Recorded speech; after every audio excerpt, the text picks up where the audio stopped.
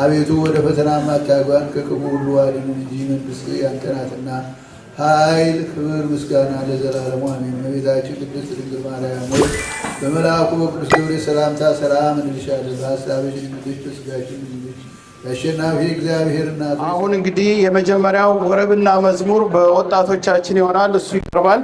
እሱ እንከታተላለን። ከዛ በኋላ ወደ መጽሐፍ ግምገማው የተለያዩ ሰዎች የሚያቀርቡ ተከታተለን ማለት ነው።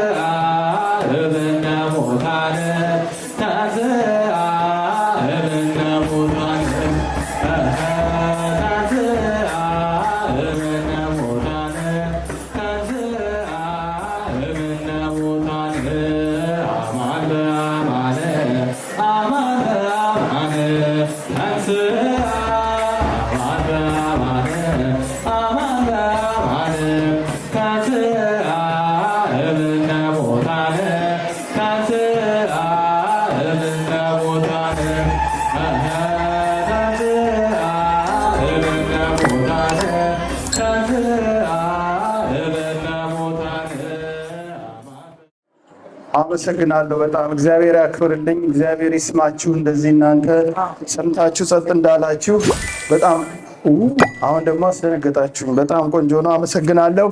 አሁን እንግዲህ ወደ ፕሮግራማችን እንገባለን ማለት ነው። ይሄ ቅዳሴ ወደ ጌታ የመግባት ምስጢር የሚለው መጽሐፍ በአባታችን በቀሲስ ዶክተር መብራቱ ተጽፎ ለህትመት ደርሶ ይሄው አሁን በመከፋፈል ላይ ነው ያለው እና በመጀመሪያ በ2012 ዓ.ም አኮቴተ ቁርባን የሚል መጽሐፍ ጽፈው አበርክተው ነበር እና እሱ መጽሐፉን ያነበቡት ሰዎች ምናልባት ለእኛ ለምዕመናን ትንሽ ከበድ ሊል ይችላል እና እሱ ለቴዎሎጂ ተማሪዎች እና ለሌሎች ለሊቃውንት ነው የሚሆነው እንጂ ለእኛ ትንሽ ይከብዳል ስለተባለ አሁን ቀለል አድርገው ዘርዘር አድርገው እኛን በሚመጥን መልኩ እኛን ስል እኔ ራሴን ጨምሮ ነው እና ለእኛ እንደሚስማማ አድርገው ጽፈው አቅርበውታል እና ይሄ መጽሐፍ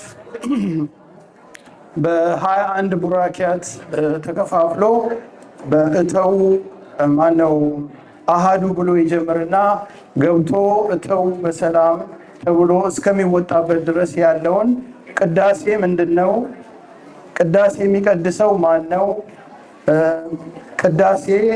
የቅዳሴ ዝርዝሮች የተለያዩ ክፍሎች ምንድናቸው የሚለውን በትክክል የዘረዘረ ነው እና እኔ በእውነት ይህንን መጽሐፍ እንዳነብ ሰጥቶኝ አንብቤ ራሴን በጣም የታዘብኩበት ነው። ምክንያቱም ሁላችንም በአብዛኛው ማለት ነው ከተወሰኑ ሰዎች በስተቀር ቅዳሴን የምናደርገው አባቶች፣ ካህናት እና ዲያቆናት ብቻ የሚዘምሩት እንጂ ማነው የሚቀድሱት እንጂ እኛ የምንሳተፍበት አይመስለንም ነበር እና ቅዳሴ ራሱ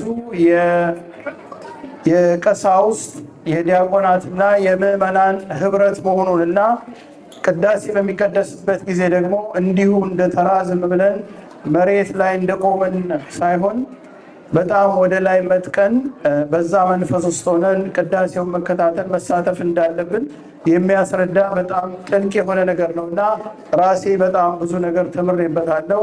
እውነት ለመናገር አንብቤ ያልጨረስኩትም ግን እስከደረስኩበት ድረስ በጣም ብዙ ለውጥ በራሴ ላይ እንዳደርግ ብዙ ትምህርት የሰጠኝ ነው እና ይሄ ነገር በትክክል ሚስጥሩን የማታውቁ ሰዎች መጽሐፉን አግኝታችሁ ብታነቡ በጣም ጠቃሚ መጽሐፍ ነው እና እንግዲህ አሁን እኔ ወደ ዝርዝሩ ልገባ አልችልም።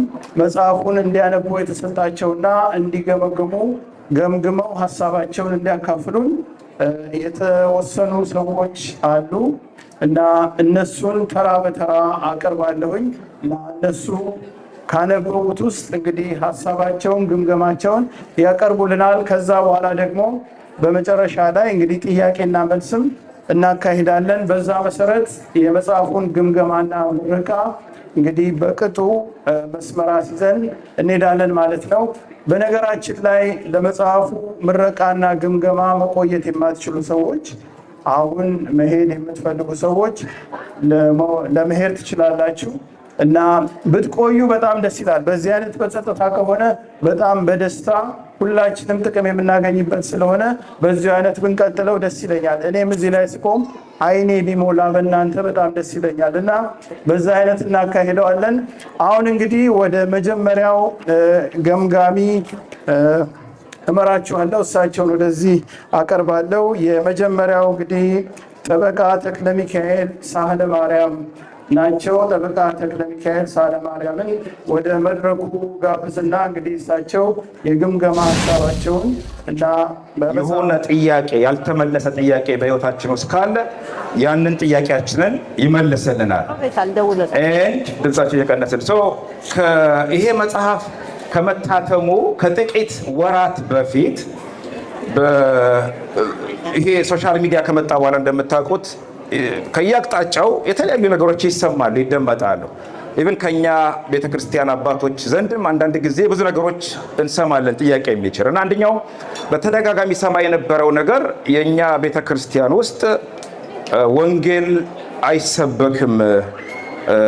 ኢቭን ካህናትም ሲሉ ሰምቻለሁ። ይሄንን ትልልቅ ካህናት የሚያውቁ በማህሌት በሰዓታት በቅዳሴ ጊዜው ስለሚበላ ስለሚያልቅ ወንጌል ለመስበክ ጊዜ የለም የሚሉ መልእክቶችን እሰማ ነበር እና በተደጋጋሚ እኔ ሳድግ በቤተክርስቲያናችን ውስጥ ሳድግ ቤተክርስቲያን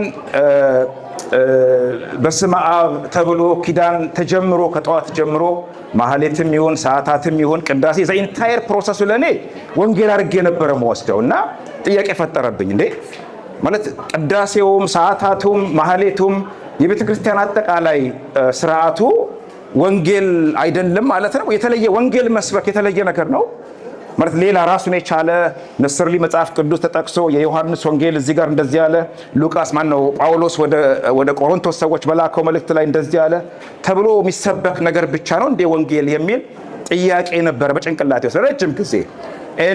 የቀሲስ መብራቱን መጽሐፍ ቅዳሴ የሚለውን ሳገኘው ጥያቄን መለሰልኝ ማለት ነው። ኦኬ ሶ በሷ ላይ ያዘጋጀዋት አጭር ንግግር እንደሚከተለው አቀርባለሁ።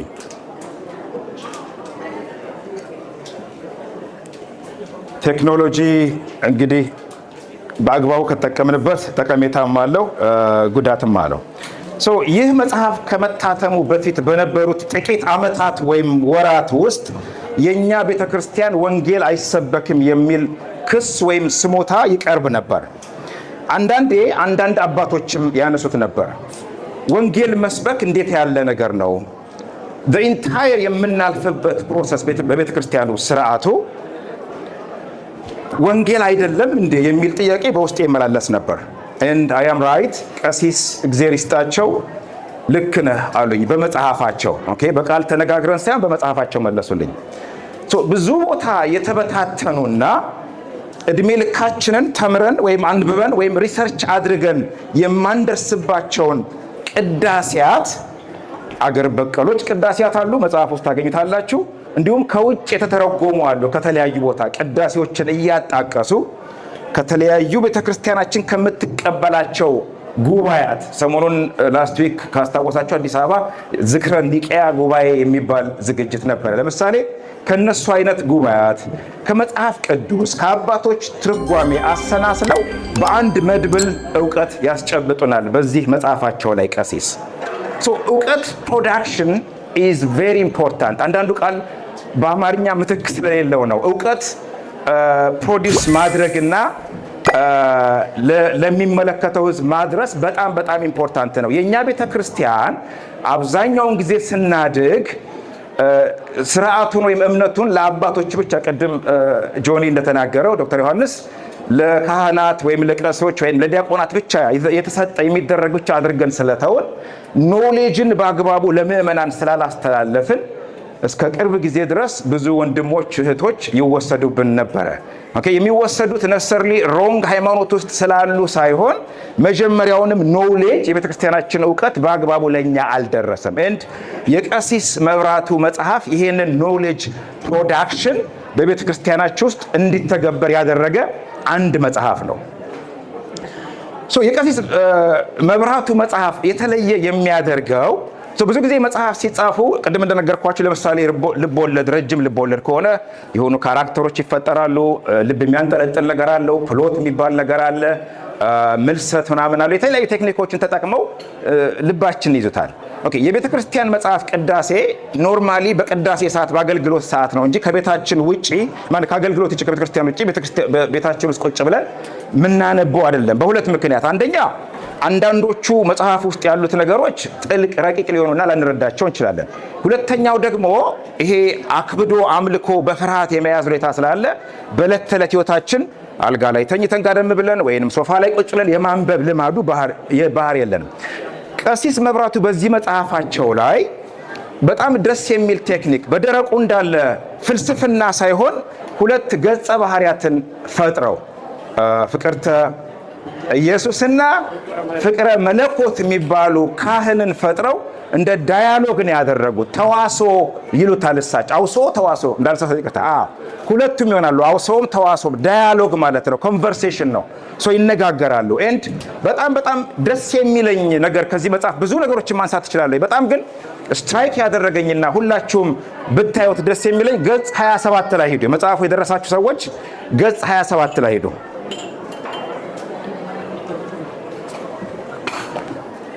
ገጽ 27 ላይ ብዙዎቻችን ቤተክርስቲያን እንዳልኳችሁ ስናድግ እንመጣለን፣ እናስቀድሳለን፣ እናመልካለን፣ እንሄዳለን። በዕለት ተዕለት ስንኖርም አብዛኞቹን ነገሮች በልማድ በውርስ ነው ያገኘናቸው እንጂ በዛ ምክንያት አንዳንድ ጊዜ የተሳሳቱ ነገሮችንም ወርሰን ልንሄድ እንችላለን። ኦኬ ለምሳሌ ገጽ 27 ላይ ስለ አሃዱ ሲባል ቄሱ ቅዳሴ ሲጀመር ሁሉም ሰው ይነሳል። አሃዱ አብ ቅዱስ፣ አሃዱ ወልድ ቅዱስ፣ አሃዱ ውእቱ መንፈስ ቅዱስ የሚል ሲሉ ጥያቄ በተለምዶ አሃዱ አብ ሲባል ነው ስጋ ወደሙ ቤተ መቅደስ ውስጥ መንበሩ ላይ ከተቀመጠ በኋላ የሚባረከው የሚል እምነት አለ በብዙዎቻችን ዘንድ።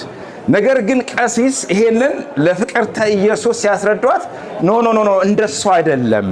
ህብስቱና ወይኑ የጌታ ስጋና ደም ወደ መሆን የሚለወጡት በቅዳሴው ሶስተኛ ክፍል የአማንያን ቅዳሴ ወይንም አኮቴት ቁርባን ካህኑ ወደ እግዚአብሔር አብ መንፈስ ቅዱስን በህብስቱና በወይኑ ላይ እንዲሁም በሁላችን ላይ እንዲልክ በሚጸልይበት ሰዓት ነው እንጂ አሃዱ ሲባል አይደለም ይላሉ።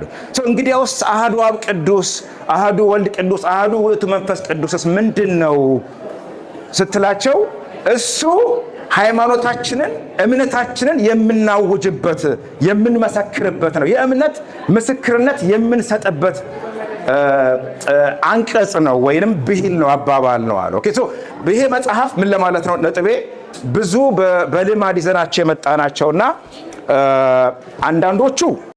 አንዳንዶቹ የተሳሳቱ አንዳንዶቹ ደግሞ የተወሰነ የተዛቡ ነገሮችን የሚያርቅና በጣም በጣም አስፈላጊ የሆነ መጽሐፍ ነው። ኦኬ ሁለቱም መጽሐፍት አሉ። ቀሲስ የጻፉት ቅዳሴ ብቻ ሳይሆን አኮቴት የሚል መጽሐፍም ጽፈዋል። አንዳንድ አስተያየት ሰጪዎች ቅድም ጆኒም ደግሞታል፣ የመጀመሪያው መጽሐፍ ከበድ ያለ ነው፣ ለምእመኑ ለመረዳት ያስቸግራል አሉ። አይ ቲንክ በእኔ አስተያየት በጣም እንደውም ቀሎ ያገኘሁት የመጀመሪያው መጽሐፍ ነው። እንደ መሰለኝ ከሆነ የመጀመሪያው መጽሐፍ ከባድ የመሰለው የአነባበብ ስኪል ስለሌለ ሊሆን ይችላል። ኦኬ እንደዚህ አይነት መጽሐፍት ነው ማለት ቅድም እንዳገርኳቸው ለምሳሌ ልብ የሚያንጠለጥል ልብ ወለድ መጽሐፍ ከሆነ ኦኬ ልባችን ሰቅዞ ይዘዋል። እስክንጨርስ ድረስ ገጸ ባህሪው ሞተ፣ ተሰቀለ፣ እንዴት ሆነ፣ ይጋቡ ይሆን፣ ይፋቱ ይሆን፣ ያጣሏቸዋል የሚለው ነገር ስለሚዘን እስከ መጨረሻው እናነበዋለን። እንደዚህ አይነት መጽሐፍት ለማንበብ እኔ የምጠቀምበት የኔ ስኪሎች አሉ። ኦኬ ለምሳሌ በእኛ ፕራክቲስ በሎ ፕራክቲስ ውስጥ በዚህ ሀገር በተለይ በኮመን ሎ ሲስተም ብዙ ውሳኔዎች አሉ። አብዛኛው ውሳኔዎቻቸው ያውን ህጋቸው በኮመን ሎ ሲስተም ወይንም ከዚህ በፊት ከ1000 ዓመት በላይ ከእንግሊዝ የኮመን ሎ ሲስተም ጀምሮ በተወሰኑ ውሳኔዎች ነው የሚገዙት አብዛኞቹ ነገሮች እና እነዚህን ሁሉ ለማንበብ ኦብቪየስሊ ጊዜ የለም። ኦኬ በአንድ ጉዳይ ላይ 100-200 ኬሶችን ማንበብ ኖርበት ይችላል አንድ ጠበቃ። አንዳንዶቹ ገጾች 10 ገጽ 15 ገጽ ሊሆን ይችላሉ። አንዳንዶቹ ደግሞ በሺ የሚቆጠር ዲሲሽን ሊሆን ይችላል አንድ ውሳኔ ማለት ነው። ስለዚህ የኛ ስኪል አዝ ኤ ሎየር ሲያሰለጥኑን ምንድነው መግቢያውን እናነባለን፣ ዴን መደምደሚያውን እናነባለን። ይሄ ኬዝ የማን ነው? ይሄ ኬዝ በተክለ ሚካኤልና በአቶ ከሌ መካከል በቤት ኪራይ ጉዳይ ላይ የተደረገ ክርክር ነው። ስለዚህ መግቢያውን እናነባዋለን። ዴን መጨረሻ ላይ ፍርድ ቤቱ እንዴት ወሰነ የሚለውን እናነባለን። ፍርድ ቤቱ ለኔ ከወሰነ ዴን አጠቃላይ የኬዙን ጀነራል አንደርስታንዲንግ አለን ማለት ነው። ዴን የምንሄደው ከዛ ኬዝ ውስጥ ፕሪንሲፕሎቹን ብቻ ነው የምናወጣው። ሲሚላርሊ እንደዚህ አይነት መጽሐፍ ከብደው የታዩዋችሁ በእኔ አስተያየት ኦኬ አኮቴት ቁርባን የሚለው መጽሐፍ ከብዶ ለኔ በጣም ቀሎን የታየኝ አክቹዋሊ አልጨረስኩትኝም። አለፍ ብዬ ለግንዛቤ እንድረዳኝ ሳነበው እንደተረዳሁት በጣም እንደውም የበለጠ የተብራራና በቀላሉ ልትረዱት መጽሐፍ ነው። ዘ ኦንሊ ቴክኒክ ምነግራችሁ ግን ፕሮፌሰር መስፍን ነፍሳቸውን ይማረውና የእሳቸውን ቴክኒክ ልንገራችሁ። እሳቸው ለጓደኛ ያጋሩትን ጓደኛዬ አርያ ይባላል። ኦታዋ ነው የሚኖረው። መጽሐፍ ይሰጡታል፣ የፊሎሶፊ መጽሐፍ ይሰጡትና ያን መጽሐፍ ወስዶ ከእሳቸው ጋር ነባለው ብሎ ቃል ገብቶ ጠፋባቸው። በጣም ለረጅም ጊዜ ጠፋባቸው። ለካ እሱ መጽሐፉን ሲጀምረው ከብዶት ሰልችቶትም መመለስ አፍሯል እሳቸው ጋር እና ደውለው ጠሩትና ለምን ጠፋ? አይ ነቁበት፣ መጽሐፍ ከብዶ ነው። እንዴት ነው እስቲ ያነበብከው ንገረኝ። እሱ ለካ ከመጀመሪያ ጀምሮ ሊወርደው ነው የሞከረው። ኖ እንደሱ አይደለም። እንደዚህ አይነት መጽሐፍት ቤታችሁ ቁጭ ስትሉ 15-20 ደቂቃ 30 ደቂቃ ከመኝታ በፊት ሊሆን ይችላል፣ ጠዋት ስትነሱ ሊሆን ይችላል፣ አንድ ቻፕተር ሊሆን ይችላል፣ 5-6 ገጽ ሊሆን ይችላል። ኦኬ እኔ አሁን ይሄን መጽሐፍ ለዚህ ጉዳይ ሲዘጋጅ የጨረስኩት የቀሲስ መጽሐፍ ከሰጦች 3 ሳምንት አካባቢ ሆነዋል። 2-3 ሳምንት ፈጅቶብኛል ማለት ነው። ኦኬ ነሰሊ ቢዚ ስለሆንኩኝ ብቻ ሳይሆን እያንዳንዱን ቻፕተር እያንዳንዱን ፍሬ ሐሳብ ጉዳይ ወደ ጭንቅላቴ ማስገባት ስላለብኝ ነው። ስለዚህ የአኮቴት መጽሐፍ የከበዳችሁ ሰዎች ካላችሁ ከባድ ስለሆነ ሳይሆን መጽሐፉ አሁን ያልኳችሁን ቴክኒክ ተጠቅማችሁ ሞክሩት። ይሄንን መጽሐፍ ካነበባችሁ እነዚህ ሁለቱም መጽሐፎች ካነበባችሁ ስለ ቤተ ክርስቲያናችን በቅዳሴ ጉዳይ ላይ በምስጋና ጉዳይ ላይ በጣም መሰረታዊ የሆነ ፈንዳመንታል የሆነ ሐሳብ ይኖራችኋል፣ ኮንፊደንስም ይኖራል። ብዙውን ጊዜ በተቃራኒ ሳይድ በመናፍቃን ከሌሎች በኩል አንዳንድ ጥያቄዎች ሲገጥሙን የማንመልሰው ወይ ማስረዳት የማንችለው በቂ ንባብ ስለሌለን ነው። ስለዚህ ስናነብ እንዳለ ቁጭ ብሎ መሸምደድ አይደለም። ኖ ዳት ኢዝ ኖት ዘ ቴክኒክ። የተወሰነ ቻፕተር መግቢያውን የመጀመሪያውን ቻፕተር ሳምታይምስ አልፋችሁ መሄድ ትችላላችሁ። ኦኬ ለምሳሌ እኔ የቀሲስን መጽሐፍ ሳነብ የተወሰነ ቻፕተር ጀመርኩኝ፣ ከዛ ወደ መጨረሻው ደግሞ ሄድኩኝ፣ ከመጨረሻው ወደ ኋላ ማለት ነው። ኦኬ በዛ መልኩ እነዚህን ቴክኒክ ከተጠቀማችሁ ልትረዷቸው ትችላላችሁ። በአጠቃላይ እጅግ በጣም ደስ ብሎኛል። ቀሲስ እንኳን ደስ አለዎት። አይ ቲንክ እይከብር ነቢይ በብሔሩ የሚል አባባል አለ ቤተክርስቲያናችን ውስጥ በየቦታው የሚጠቀስ ማለት ነው።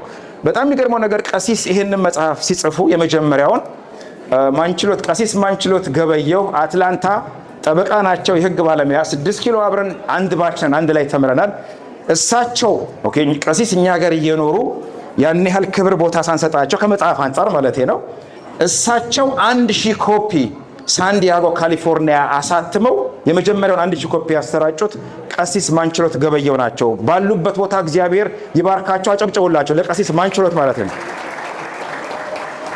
ዴን ከዛ በኋላ አሁንም ሁለተኛ መጽሐፋቸውን ሲጽፉ ቀሲስ ጥላሁን አበበ ናቸው አለ። አዎ ቀሲስ ጥላሁን አበበ አሌክዛንድሪያ ቨርጂኒያ ይሄንን መጽሐፍ እንደገና 500 ኮፒ አሳትመው ባለፈው ወር ቀሲስን ወስደው ጋብዘው እዛ ይሄ ቡክ ሎንች ተደርጓል ማለት ነው። ኤንድ ለቀሲስ ጥላሁን አበበ ሞቃርጋቸው ጨብጨቡላቸዋል።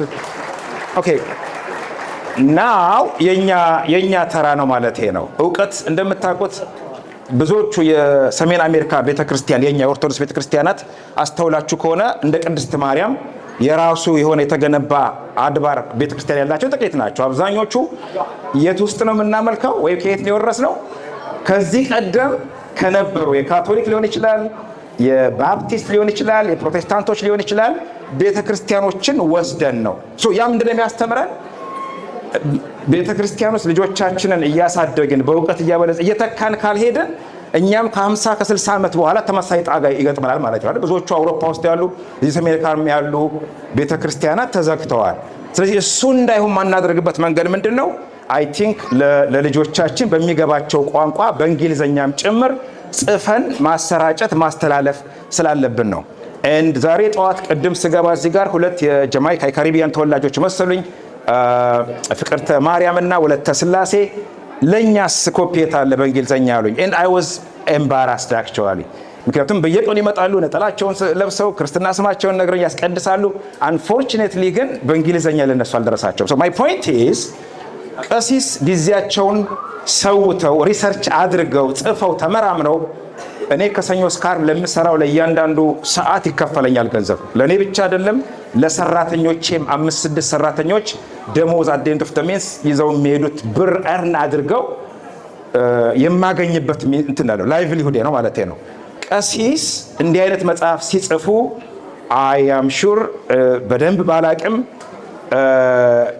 እንደ መንፈሳዊ እንትኑ እንዳለ ነው። መንፈሳዊ ሚሽኑ ተልእኮ እንዳለው ሁሉ ልክ በዓለም ደግሞ ሰው ሲኖር ዋጋ ያስፈልገናል አይደል? ለምንሰራው ስራ ዋጋ ያስፈልገናል። ቮለንቲር ማድረግ አንድ ነገር ነው በትርፍ ጊዜያችን።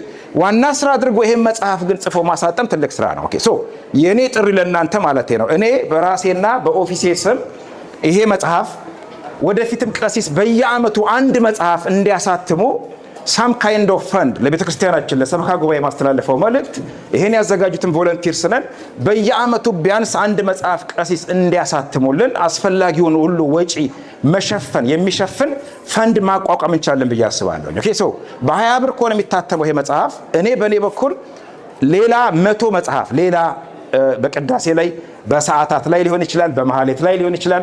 የቤተ ክርስቲያን አብዛኛው በግዕዝ የሚካሄዱ አገልግሎቶች በአማርኛም ተደርሰው በእንግሊዝኛም ተደርሰው ተብራርተው ለምእመናን መድረስ አለባቸው። እሱን ሚሽን እኔ የህይወቴ ሚሽን አድርጌ ወስደዋለሁ። ሶ እንደመነሻ ያህል ሌላ ተመሳሳይ መጽሐፍ እንዲታተም በ20 ብር ብናሰላው 2000 ብር ወይንም 100 መጽሐፍ ለማሳተም ቃል እገባለሁ። አጨብጭቡ፣ ሞቅ አድርጋችሁ አጨብጭቡ። ኦኬ ያ ሶ 2000 ብር እንደመነሻ ማለት ነው። ኦኬ ሶ የኔ አይዲያ ምንድነው? ኦኬ ሰበካ ጉባኤው ኦፍ ኮርስ ተመካከሩበታላችሁ፣ ጋሽ ደረጀ እናንተ ተወስናላችሁ። ግን ይሄ ሪቮልቪንግ ፋንድ አቋቁመን ሶ the idea is መጽሐፍ ህትመቱ ለምሳሌ ይሄ መጽሐፍ 10 ብር ቢፈጅ ሶ ከኔ 2000 ብር 1000 ብሩ ለህትመት ይሆንና ሌላኛው 1000 ብር ግን ደራሲዎች ጸሐፊዎች ኦኖራሪየም ያስፈልጋቸዋል። ኦኬ ዝም ብሎ የሰው ልጅ በውሃ በአየር ብቻ አይንቀሳቀስም። ሶ በዩኒቨርሲቲ ደረጃ በመንግስት ደረጃ ግራንት ይሰጣል። የዩኒቨርሲቲ ፕሮፌሰሮች የምታውቁታላችሁ፣ በዩኒቨርሲቲ ያላችሁ ፈንዲንግ አላቸው። በየአመቱ የተወሰነ ፈንዲንግ ይሰጣቸዋል፣ ፓብሊሽ ያደርጋሉ። ኦኬ የኢትዮጵያ ዩኒቨርሲቲ ያሉ ፕሮፌሰሮች ዶክተሮች ብዙ ጊዜ ማያሳትሙት ለምንድን ነው? ፈንዲንግ የላቸውም፣ አቅም የላቸውም ማለት ነው። ኖርዝ አሜሪካ ግን አንድ ዶክተር አንድ የዩኒቨርሲቲ ፕሮፌሰር በአመት 2-3 አርቲክልስ ታርሙኛላችሁ ወይም ሞኖግራፍ ወይም መጽሐፍት ፓብሊሽ ማድረግ ካልቻለ ምሁር አይባልም ያ ሰው። ኦኬ እንደ ቀሲስ መብራቱ አይነት ሰዎች በራሳቸው ኢኒሼቲቭ ሪሰርች አድርገው ይሄን አድርሰውታል ማለት ነው አዘጋጅተው። ግን ዋንስ ይሄን ፈረስ ያደርሳል እንጂ አይዋጋም አይደለም። ሶ ዋንስ ይሄን ካደረጉ ቅድም ያልኳችሁ በእጅ ያለው ወርቅ ከመዳብም እንዳይቆጠር እነዚህ ሰዎች የሆነ ሰዓት ላይ ይሄዳሉ፣ ሌላ ቦታ ተቀጥረው የሆነ ነገር ይፈጠራል። ኦኬ ሶ እንዳይቆጨን አይ ቲንክ በዚህ ጉዳይ ላይ ልናስብበት ይገባል። ቤተክርስቲያንም አባ ኃይለማርያም በብዙ ነገር ላይ ቢዚ ናችሁ፣ እንሰራለን፣ ሰው ያዋጣል በየአመቱ ለፋሲካ መግቢያ መውጫ ላይ ለህንፃ ሲሚላርሊ ሰዎችን መገንባት ላይም እውቀት ፕሮዳክሽን ላይ ኖሌጅ ፕሮዳክሽን ላይ በደንብ መሰራት አለበት ባይነኝ እና ይሄን እንደ ሲሪየስ ፕሮጀክት ወስዶ መስራት አለባችሁ። በእኔ በኩል እንዳልኳችሁ በገንዘብ እንደመነሻ ይሄን $2000 ለዚህ ለመጽሐፍ 5 ደቂቃ ጆን ይሰጥ። በጣም ቴንክ ዩ 5 ብር እንደው ጨርሻለሁ። ሶ ለዚህ ድገሙ ኦኬ ሶ ለዚህ አውራለሁ ኤንድ ባለችኝ 5 ደቂቃ ጀስት ያሰብኩትኝ አይዲያ አይኖ 10-15 ሰዎች የማውቃቸዋላችሁ ከጎኔ የምትቆሙ ለምሳሌ ተፌ 5 መጽሐፍ አሳትምልኝ ለዚህ 20 ብር ብለው ፎርሹ ያደርገዋል። ትክክል ላይ ተፌ አጨብጭቡለት ተፌ ማለት ነው። ዳኒ እየጻፍክ ዳኒ ራሱ እርግጠኛ ነኝ 5 መጽሐፍ ሌላ እናሳትም ብንል ፈንድ እናደርጋለን። 5 መጽሐፍ አይደለም 20 ብር በጣም ቴንክ አብሶሉትሊ ብሏል። አጨብጨቡለት። ኦኬ ደሬ ልምታ ወደ አንተ 5 መጽሐፍ አምሹር ደሬም ያደርገዋል። አጨብጨቡለት። እጁን አንስቷል። ኦኬ እየመዘገብክልኝ ጆኒ የታወቀ ነው። አንስቷል፣ እጁን አንስቷል። 5 መጽሐፍ እያጨበጨባችሁ ጋይስ እያጨበጨባችሁ። ኦኬ ሌላ ማይክ የታለ? ማይክ ጓደኛዬ ማይክ 5 መጽሐፍ ወሪዚ የስ አጨብጭቡለት። ለማይክ አጨብጭቡለት። 5 መጽሐፍ $20 ማለት ነው። $20 ኢች ቡክ ብናሰላው $100 ማለት ነው። አንድ ኮፒ የራሱ ነው፣ የተቀረው ለሌላ የሚሸጥ ነው። የሚሸጠው ፈንድሬዝ እያደረግን ነው ማለት ነው። ኦኬ ገቢው ለዚህ ለሌላ ለሚቀጥለው መጽሐፍ ፓብሊኬሽን ነው ማለት ነው። ለሚቀጥለው መጽሐፍ እያደረግን ሪቮልቭ እያደረገ ሜንቴን ማድረግ እንችላለን። ቤተክርስቲያናችን ላይም ጫና እናሳድርም ማለት ነው። ሰበካ ጉባኤውን እንደገና ብር አንተው ከሰበካ ጉባኤ ብር ከማውጣት እንትን በጣም ግመል በመርፌ ቀዳዳ ብራ እንትን ይሻላል። በጣም ከባድ ነው። ስለዚህ እናደርጋለን። ሌሎቻችሁም ኦኬ ስማችሁ ያልጠራዋችሁ ሰዎች ገዝሽ እንዴት ነው? 5 መጽሐፍ ገዛኸኝ መኮንን አጨብጨውላቸው። ሶሲና ገዛኸኝ አጨብጨውላቸው። እንደ ሌላ ማን የሚታይ ግርምሽ ግርማ አጨብጨውለት። እንዴት ያለ ሰክሰስፉል ኢንጂነር ነው ኢንጂነር ግርማ አጨብጨውለት። ብድግ በልና ታይ እንጂ የቤተ ክርስቲያን ልጅ ነው። 5 መጽሐፍ ኦኬ። ሌላ የሚፈልግ ሰው አለ? ስማችሁን ኦ ማይ ጉድነስ ብሬ ብርሃን ቴሌቪዥን አጨብጨውለት። ብርሃን ቴሌቪዥን 5 መጽሐፍ እየመዘገብክልኝ ዳኒ የስ እንደ ጋሽ በንቲውን እዛ ጋር አጨብጨውላቸው። 5 መጽሐፍ ሌላ 5 መጽሐፍ ዴቭ እንዴት ነው ዴቭ? 5 መጽሐፍ አጨብጨውለት። ኦኬ አይዲያው የስ ነፃነት አጨብጨውላት እዛ ጋር 5 መጽሐፍ ሌላ 5 መጽሐፍ አጨብጨውላት። እየመዘገብክልኝ ዳኒ። ሌሎቻችሁን ፕሊዝ ስማችሁን ባልጠራው ሳሚ እንዴት ነው? 5 መጽሐፍ የስ ሳሚ አጨብጨውለት። ሳሚ ከኬንያ ጀምሮ ስደት ጓዴ ነው። እንዴት ነው መሌ ራሱ አጨብጨውላቸው። ሳሚና መሌ ከኬንያ ጀምሮ በስደት አብረን የቆየን። ኤርሚ እንዴት ነው? 5 መጽሐፍ ኤርሚ ሱራፌልና ኤርሚ 5 መጽሐፍ $100 ማለት ነው። 5 መጽሐፍ በ20 ብር 100። ኦኬ ታሜ ያው አብሮ አደጌ ነው። ታምራት ኃይለ ሚካኤል ጽጌ አብሮ አደጌ ነው። ከሃይስኩል ጀምሮ የተማረነን 10 መጽሐፍ ተው ይበዛባል። 10 ይበዛባል። ተው የሌላ ሰው በረከት አትውሰድ። 10 መጽሐፍ ዳኒ የጻፍክልኝ ነው አይደለም? እነዚህ ሰዎች የጻፍክልኝ ነው ኤግዛክት። ኦኬ 10 መጽሐፍ ብሏል ታሜ እዛ ጋር። ሌሎቻችሁም ሰዓትም ስለሌለን ነው ጆኒ፣ ሰዓትም ስለሌለን ነው። but it is important ይሄ ነገር ማለት ነው። የስ ወንድሜ እዛ ጋር 5 መጽሐፍ እዛ ጋር ብሏል። እየጻፋችሁልኝ ጋይስ አነሰች 100 ብር ለዛ ነው የሚጽፍ ሰው ዳኒ እየጻፋችሁልኝ። ኦኬ ሌሎቻችሁም just 5 books each ማለት ነው። የሚቀጥለውን መጽሐፍ እንዴት አድርጌ አሳትማለሁ ብለው ቀሲስ መብራቱ አይጨነቁም አያስቡም ማለት ነው። ኦኬ ካስረዘምኩባችሁ በጣም ይቅርታ። በድጋሜ ቀሲስ እንኳን ደስ አለዎት። ለሚቀጥሉት ተናጋሪዎች መድረኩን ተዋሉ። አመሰግናለሁ።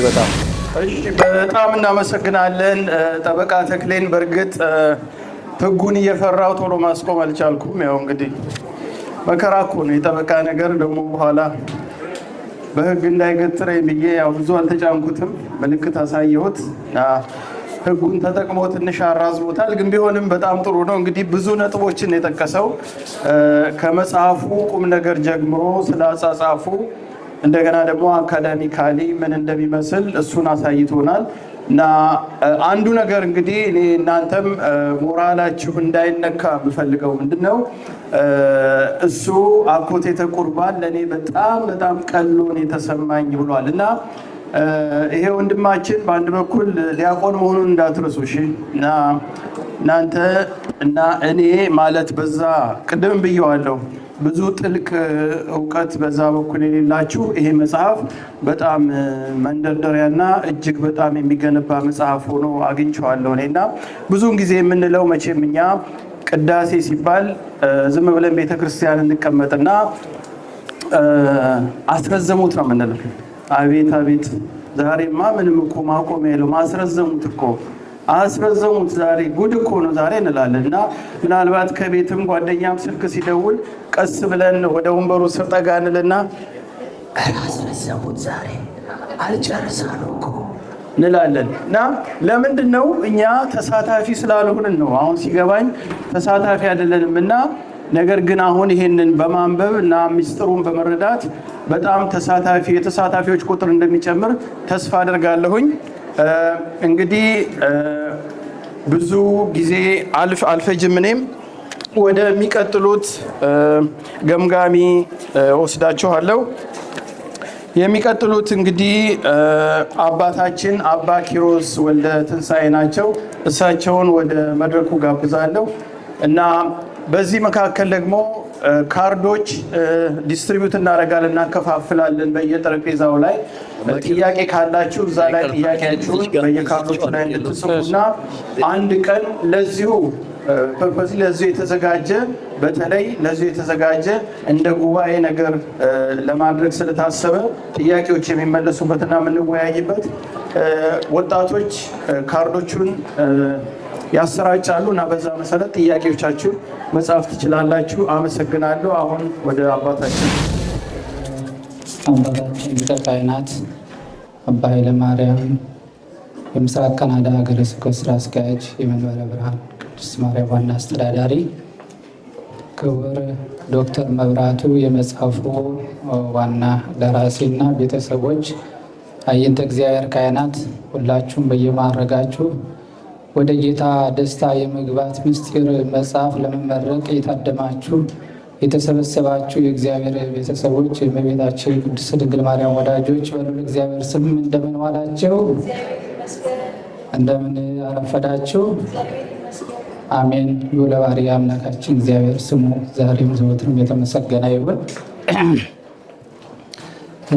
የመጽሐፉ እንግዲህ ዲያቆን ተክሌ ከተናገረ በኋላ እኔ መናገር በጣም ከባድ ነው።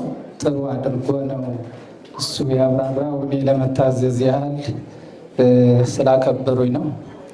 የመጽሐፉ ርዕስ እድምተኛ የሚያደርግ በመሆኑ የተጻፈበት ዓላማ ሰዎችን ለመጋበዝ የሕይወት ምግብ የሆነውን የአምላካችን የመድኃኒታችን ኢየሱስ ክርስቶስ የጸጋ የተሰጠንን ቅዱስ ሥጋውን ክቡር ደሙን እንድንቀበል ጥሪ የሚያስተላልፍ መጽሐፍ ስለሆነ እና አክብረውም ስለጋበዙን እጅግ እቁት የዚህ ሰው አይደለሁም። ነገር ግን የመጽሐፉ ይዘት ከመጀመሪያው ስርዓተ ቅዳሴ ጀምሮ እስከ ፍሬ ቅዳሴ አኮቴተ ቁርባን እስከሚለው ድረስ ከጥሬ ቃሉ ጋር ያለውን ተቀራራቢ ለማየት ሞክሬያለሁ። ቅዳሴ ወደ ጌታ ደስታ የመግባት ምስጢር ሲጠቃለል ቤተ ክርስቲያን መድኃኒታችን ኢየሱስ ክርስቶስን የምታስበው እርሱ እንዳለ ሞቴን፣ ትንሣኤን፣ ዕርገቴን ዳግም እስክመጣ አስቡኝ ያለውን የቅዱስ ሥጋው የክቡር ደሙ ጥቅም ነው የሚናገረው እና ምዕመናን መጽሐፉን ቅድሚያ አንብቡት፣ ከዛም ወደ ሕይወት ቀይሩት። ሥጋው ደግሞ ስትታመሙ ወይም አልጋ ቁራኛ ስትሆኑ የሚሰጥ ሳይሆን ሙሉ ጤንነት እያለ ፍቅሩን የምታዩበትና ፍቅሩን የምንወስድበት ነው መሆኑ ይህ መጽሐፍ በአጭሩ ያስረዳናል ለማለት ነው።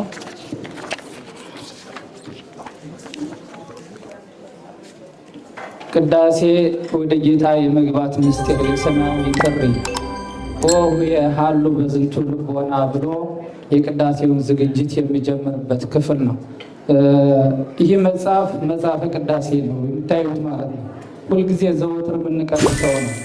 ስለዚህ እሳቸው አጠቃላይ ሁልጊዜ ዘወትር ከምንቀድሰው ከዚህ ውስጥ ነው ሀሳቡን ጨምቀው የወሰዱት ልትረዱ የሚገባ ማለት ነው።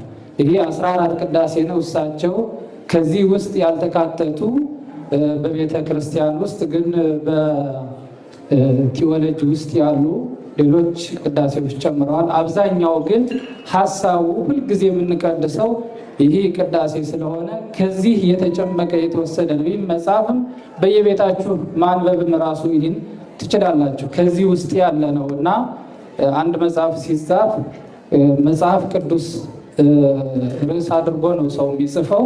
ይህ መጽሐፍ ደግሞ የተጻፈው ከዚህ ውስጥ ስለሆነ ይሄም እኔም በዚህ ባለኝ ትንሽ ከልጅነት በጥሬ ቃሉ ስለተማርኩት ከዛ አንጻር ነው የገመገምኩት ያየሁት ለማለት ነው።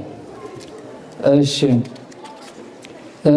ሰማያዊ ክብር መታጨትን እንደዋዛ እንደ ፈዛዛ እንዳንመለከቱ እንዳይመለከቱት አእምሯቸውን ሰብሰብ እንዲያደርጉ ልቦናውን በዓላማዊ ተግባር እየዋኘ የቆመበትን ቦታ እንዳይረሳ የሚያስገነዝብ የሥርዓተ ቅዳሴ የመጀመሪያው ክፍል በሰፊው አብራርተውታል። ስለ ሰርግ መታደም፣ ለሰርጉ ከተዘጋጀው ምግብ መመገብን፣ ጥቅሙን ከሰርጉ ታድሞ ከማዕዱ አለመካፈልን ያለውን ጉዳት በሰፊው አመልክተዋል።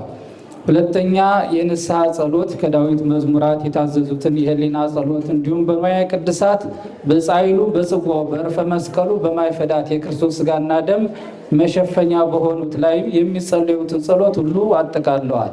በየዕለቱ ቅዳሴ በሚቀደስበት ሰዓት የመጀመሪያው የመግቢያው አዋጅ ደወል ቃጭል እየተመታ መስዋዕቱ ከቤተልሔም በመሶበ ወርቅ ደሙ በጽዋ ወደ ቅድስተ ቅዱሳን ቤተ መቅደስ ሲገባ የሚዜሙ ያሬዳዊ መዝሙራት አብራርተውልናል። ካህኑ ለምእመናን የሚያስተላልፈው አብይ መልእክት መንፈስ ቅዱስ ከሰማየ ሰማያት የሚወርድበት አስፈሪ ጊዜ የሰማይ አምላክ መስዋዕቱን ለመለወጥ ለማክበር በዚህ ሰዓት ይመጣል። በጸጥታ በጽሞና እግዚአብሔርን በፈሪሃ እግዚአብሔር አይነ ህሊናችን ወደ ሰማይ እንድናደርግ በጥሩ አገላለጽ አስፍረውታል። የሰራይ ዲያቆን የንፍቅ ዲያቆን የሚያከናውኑ ስርዓቶች የዕለቱ መስዋዕት አቅራቢ መታሰቢያ የተደረገለት የነፍሳተ ሙታን ሊሆን ይችላል። ልዩ ልዩ በጸሎት አስቡኝ የሚሉትን ሁሉ በዛ ውስጥ የጸሎት እንትን ስላለው ይህን ሁሉ በሰፊ ምን ማለት እንደሆነ አስረድተዋል ማለት ነው፣ ጽፈውታል። ቡራኬ የቅዳሴው የክብር ከፍታ በመጨመር ከንባብ ወደ አብይ ዜማ አሐዱ አብ ቅዱስ አሐዱ ወልድ ቅዱስ አሐዱ ውእቱ መንፈስ ቅዱስ። ይህን ጸሐፊው እንዳሉት የእምነት ጸሎት ሁላችንም የእግዚአብሔር ልጅነት ስናገኝ የምንጠመቀው በአብ በወልድ በመንፈስ ቅዱስ ስም ነውና ህዝቡ በአማን አብ ቅዱስ እያሉ ህዝቡ ካህኑ እግዚአብሔርን የማነጋገር ምስጋናቸውን ሃሌሉያ በማለት ወደ ቀጣይ ይሸጋገራል። ዲያቆኑም ተንሱ ጸልዩ ሰላም ለኩልክሙ ናኩቶ ለጋሪ ሰናይት ላይሌነ ለእኛ በጎ ነገርን ያደረገ ይቅር ባይ እግዚአብሔር እናመሰግነዋለን የሚለውንም በሰፊው አብራርተውታል። የተለመደ ሁል ጊዜ የምንሰማው ጸሎት ስለሆነ ማለት ነው። ስምንተኛው ክፍል የቃሉ ትምህርት የጳውሎስ መልእክት፣ የጴጥሮስ የግብረ ሐዋርያት፣ ዮሐንስ የሚዜሙ ዜማዎችም በመካከል ያሉት ቅዱስ ሐዋርያ ጳውሎስ የምንላቸው ሁሉ ማለት ነው። እነዚህ የምልጃ ጸሎቶች ናቸው። እነሱን ሁሉ የተካተቱበት ነው። ከዛ ቀጥሎ ዝወቱ አመጣጡን እንዲሁም የምልጃ ጸሎት የቅዱሳን የተሰጠ ጸጋ ክብርን የሚያትት መሆኑን አስፍረዋል። ሱራፌል ኪሩቤል ቅዱስ ቅዱስ የሰራዊት ጌታ እግዚአብሔር። ይህ ጸሎት በብሉይ ኪዳን አስቀድሞ የታወቀ ጸሎት ነው። ቡራኬ ገጽ 47 ሰለስቱ ቅዳሴያት በሚል ሰፊ ሀተታ የሰጡበት የሱራፌል ምስጋና ከትንቢተ ኢሳይያስ የተገኘ ምስጋና ወደ ስርዓተ ቅዳሴ ሲገባ የኪዳን ጸሎት ቅዱስ እግዚአብሔር ቅዱስ ኃያል ቅዱስ ሕያው ዘይመውት የሚለውንም የዶግማ ትምህርት ያካተተ ነው ብለውታል። ገጽ 52 ላይም ምስባክ የዳዊት መዝሙር ዜማ አምላካችን ፈጣሪያችን እግዚአብሔር ለቅዱሳን ሐዋርያት ሁሉ በመሃሩ ብሎ ወደ ዓለም የላካቸውን እሱም ማየታቸው መልካም መሆኑን ብዙ ወዳጆች ማየት መስማት ፈልገው እንዳልተፈቀደላቸው እነሱ ማየታቸው መባረክ መሆኑን ይህን ጸሎት ከወንጌል በፊት የሚጸለየውን ሁሉ በደንብ አትተውልናል በሰፊው ማለት ነው። በዚህ ውስጥ ከመቅደሱ የሚደረጉ ስርዓቶችን ስለ ማዕጠንት፣ ዕጣን፣ ስለ ወንጌሉ፣ ስለ ጧፉ ምሳሌያዊነት ሁሉ በሰፊው አብራርተዋል። ስለ ቅዱስ ወንጌል በቅዳሴው ላይ ስለተሰጠው ድርሻ እንዴትና ምን እንደሆነ እስከ ጻው ንዑሰ ክርስቲያን ድረስ ተመሳሳይ የወንጌል ስርጭት የሚገልጹ ቃላቶችም መሆናቸው ሙሉ የስርዓተ ቅዳሴውን ይዘት የተብራራበት ገጽ ነው። ንዑሰ ክርስቲያን የሚለው ቃሉን እንጂ ትርጉሙን ልብ አንለውም ነበርና ሰፋ ያለ ማብራሪያ ሰጥተውበታል። ገጽ 61 ላይ ጸሎተ ሃይማኖት የሚል ርዕስ የሰጡት በውስጡ በዲያቆኑ ተንሱ ጸልዩ ስለ ቤተ ክርስቲያን ሰላም፣ ስለ ርዕሰ ሊቀ ጳጳሳት፣ ስለ ሀገረ ስብከቱ ሊቀ ጳጳስ፣ ስለ ምዕመናን በተከታታይ ያሉትን ጸሎታት እንዲሁም ለምዕመናን ሁላችንም በህብረት የሃይማኖት ጸሎት እንበል ከሚለው ጋር ይህ ጸሎት በማን እንደተደረሰ አመክንዮን ጨምሮ የቅዳሴው አካል እንደሆኑ ሃይማኖታዊ ዶግማዊ ጸሎት መሆኑን በግሩም ቃላት ሰፋ ያለ ማብራሪያ በመስጠት ጽፈዋል። ገጽ 65 ላይ የእጅ መታጠብ ስርዓት፣ የካህኑ የመንፈሳዊ ስራ እንቅስቃሴዎች ከንጽህና ጋር እንዲሁም ቂም በቀል ይዞ ንስሐ ሳይገባ ራሱን ሳይመረምር ለካህን ራሱን ሳይገልጽ ወደ ቅዱስ ስጋውና ወደ ስጋው ደግሞ በድፍረት እንዳይቀርብ የሚል ትእዛዝ ለማስተላለፍ እንዴትና በምን የሚለውን በሰፊው ጽፈውልናል።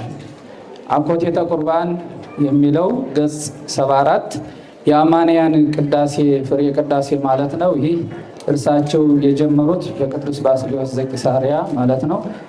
እግዚኦ መሐረነ ክርስቶስ ብሎ የሚጀምር ነው። በዕለቱ መባ አቅራቢውን በተመለከተ በዲያቆኑ በኩል ጀምረውታል። ይሄ በዲያቆኑ መሪነት ኢየሱስ ክርስቶስ የእግዚአብሔር ልጅ ኢየሱስ ክርስቶስ ሆይ ሰምተህ ማረን የሚል ነው። ሌላኛው ከእኛ ቤተክርስቲያን የሌሉ ወይም ያልታተሙ የቅዳሴ ያዕቆብ ውሁለ እግዚእነ የጌታ ወንድም እና የማርቆስ ወንጌል ቅዳሴ ከ14ቱ ቅዳሴያቶች ያሉ ያልታተሙትን ይዘታቸውን አስፍረዋል ማለት ነው። እና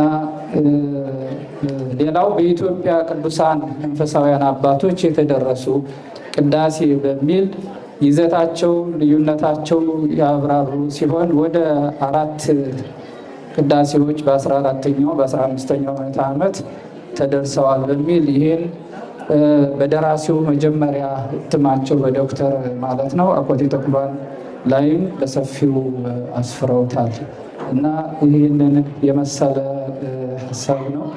ለምሳሌ ከዛ ውስጥ እሳቸው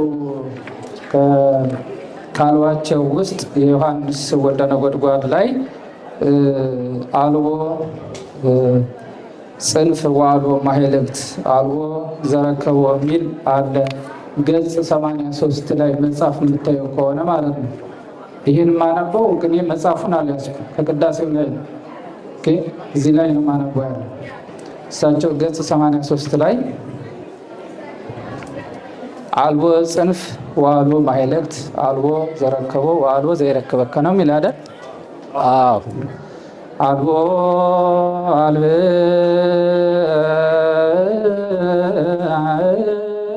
ጽንፍ ወአልብከ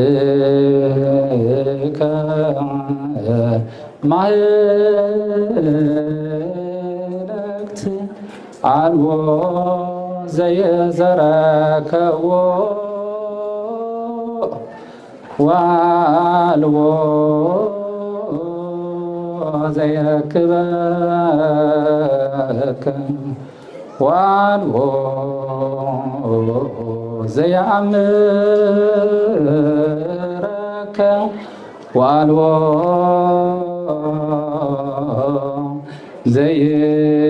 ዘይክል ሕይወተከ ለሊከ ተአምርሰከ ይላል።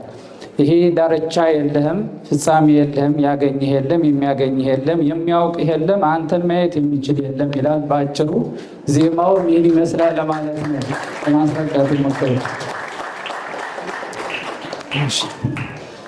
እና ይሄ መጽሐፉን ያነበብኩት ወይም ያየሁት ለረጅም ጊዜ በየዕለቱ ከምንቀደሰው ቅዳሴያት ጋር ስርዓቱን፣ ይዘቱን ከቅዳሴው ጋር ያለውን ተዛማጅነት በጥሬ ቃሉ ስፋቱን፣ ጥልቀቱን ማየት ነው የሚችለው። ስለዚህ የቅዳሴው ፍጹም ሰማያዊ መለኮታዊነት ድርዘት በዝርዝር አስፍረውላል።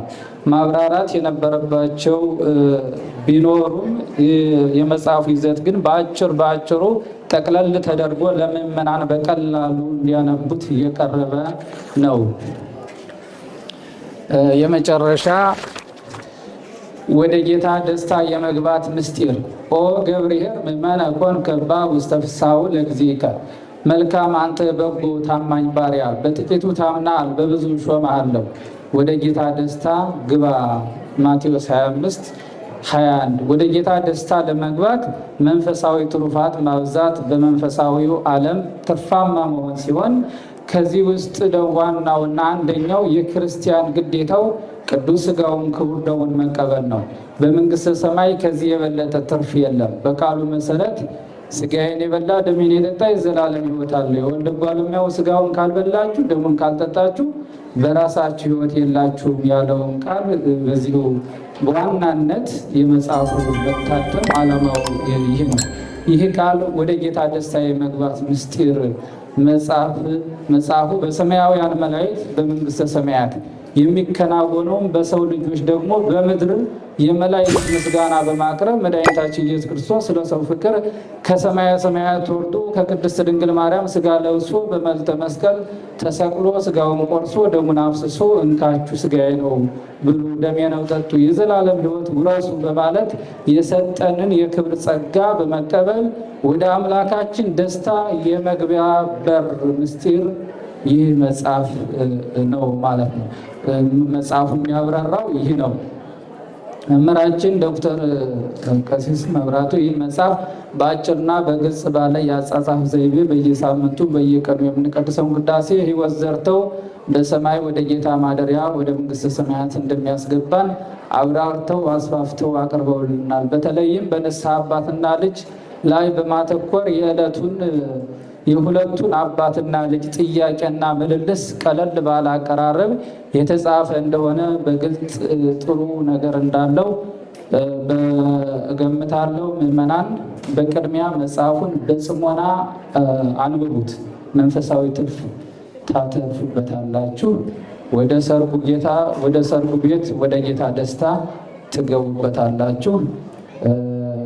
ይበቃኛል። አመሰግናለሁ።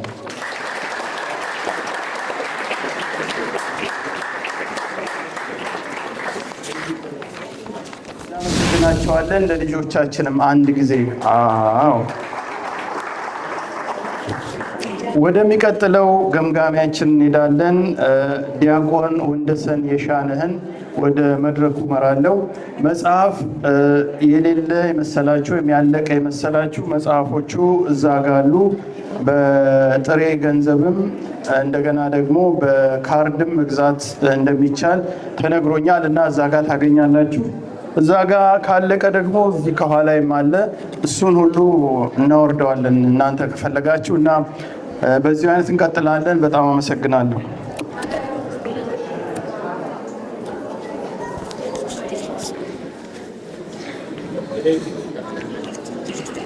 ባላችሁ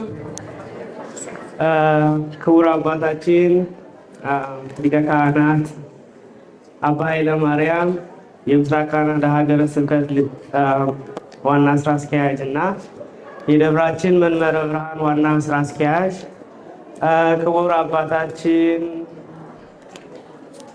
ቀሲስ መብራቱ ኪሮስ ዶክተር የደብራችን ስብከተ ወንጌል መምህር እና አገልጋይ፣ እንዲሁም በዚች ቅድስት ቤተክርስቲያን ውስጥ ተሰብስባችሁ የምትኖሩ ህዝበ ክርስቲያን፣ አባቶች፣ ካህናት፣ ወንድሞች፣ ዲያቆናት እንዴት ናችሁ?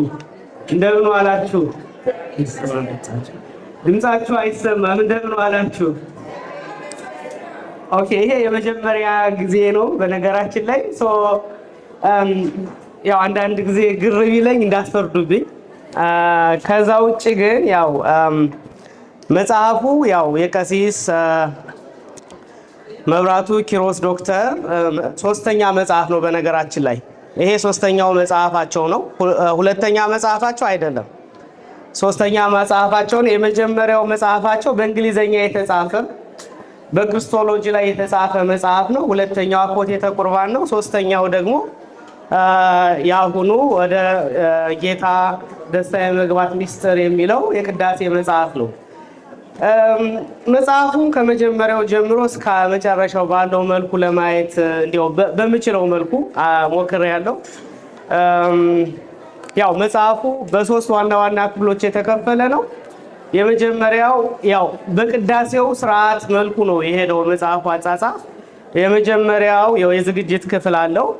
ሁለተኛው የትምህርት ክፍል አለው። ሶስተኛው ደግሞ የአማንያን ቅዳሴ ወይም ደግሞ አኮቴተ ቁርባን የምንለው ፓርት አለው። ከዛ ውጪ ደግሞ ይሄ ዋና ዋና ክፍሉ ሲሆን 21 ንዑስ ክፍላት ያሉት መጽሐፍ ነው። ንዑስ ክፍላቶችም ያጻጻፋቸው ስርዓት በቤተ ክርስቲያኑ በምናደርገው ወይም ደግሞ ቅዳሴ ላይ በሚሆነው በቡራኪያቱ ልክ ነው። 21 ቡራኪያት ይደረጋሉ በአፍና በውጭ፣ በዛ ላይ የተመሰረተ ነው። ሌላው በጣም የመጽሐፉን ጥሩ ሳይድ ለማንሳት መሞክር መጽሐፉ ከመጀመሪያው ጀምሮ እስከ መጨረሻው ቅዳሴው ከወንጌሉ ጋር ያለውን ግንኙነት ያሳያል። ቅድም ይቅርታ ያው ተክሌ ነው የምለው፣ ተክሌ ሲናገር እንደሰማችሁት ቤተክርስቲያን አካባቢ በአብዛኛው ወንጌል አይሰበክም እየተባለ የሚነገር ነገር አለ። የኛ ቅዳሴ እኮ ወንጌል ነው። በነገራችን ላይ ቤተክርስቲያን ወንጌልን አትሰብክም፣ ወንጌልን ትኖራለች። መኖር ነው የቤተክርስቲያን ስራ። እኛ ከመጀመሪያው ጀምሮ እስከ መጨረሻው ወንጌል የምንኖር ሰዎች ነን። የቅዳሴያችን ስርዓት ብታዩት ከመጀመሪያው ጀምሮ ጌታ ከሰማየ ሰማያት ወርዶ ከድንግል ማርያም ተወልዶ እያለ የምንነግረው ወንጌል በግልጽ የሚታይበት ነው። ቤተክርስቲያን ላይ ቅዳሴ እንዲሁ ቤተክርስቲያኑ እንዲያውም በአጋጣሚ እንዲያውም ወደ በፊት ወደ ቀደመው ጊዜ መለሰኝና መጽሐፉ የኛ ቤተክርስቲያን አገር ቤት ያለው ቤተክርስቲያን ትንሽ ድምጻቸው ይረብሻል። አገር ቤት ላይ ያለው ቤተክርስቲያን ቤተልሔም የሚባል ቦታ አለው፣ ለብቻው ያለች ትንሽ ቦታ ክቡር ስጋውና ደሙ የሚዘጋጅበት ቦታ ማለት ነው። ከዛ ጀምሮ ይኬዳልኝ ወደ ቤተ መቅደስ። ግን የሚጀመረው ከቤተ መቅደስ ነው። ካህኑ ከቤተ መቅደስ መሶበ ወርቁን ዲያቆኑ ተሸክሞ ካህኑ እያጠነ ይሄዳል። ያነ ምሳሌ ነው ጌታ ከሰማይ መውረዱ። ቤተልሔም መሄዱ መገኘቱ በቤተልሔም መወለዱ ምሳሌ ነው። ከቤተልሔም ወደ ቤተ መቅደስ ስናመጣው ወደ ቀራንዮ የመሄዱ ምሳሌ ነው። እኛ እንኖረዋለን። መኖር ነው የኛ ስራችን እንጂ እንዲሁ በቃል ተናግረን የምናልፈው አይደለም ለማለት ነው። እንዲሁ ቅድም ተክሌ ሲል ስለሰማው ያነ ነው የኛ ስራ። ከዛ ውጭ ደግሞ የአጻጻፍ ስርዓቱን ስናይ መጽሐፉ ከስር ላይ የህዳግ መግለጫዎች አሉት። ማስረጃ የምንለው ነገር ማለት ነው። ያነ በጣም ጥሩና በጎ ጎኑ ነው። ብዙ ጊዜ መጽሐፍ ቅዱስ ላይ የምናየው በሐዲስ ኪዳን መጽሐፍቶች ላይ ከስር ላይ የምናያቸው በትንሽ ፎንት ምንድነው በትንሽ ጽሁፎች የተጻፉ ጽሁፎች አሉ። የህዳግ መግለጫዎች በኦሪት ተብሎ የነበረው በሐዲስ ኪዳን መፈጸሙን የሚያመለክቱ ማለት ነው። በእነዛ አይነት ስታይል የተጻፈ ነው። ምን ለማለት ነው? የትኛው ቅዳሴ ክፍል ላይ እንደምናገኘው የህዳግ መግለጫዎቹን ብቻ አንብበን ማየት እንችላለን፣ ማወቅ እንችላለን ማለት ነው።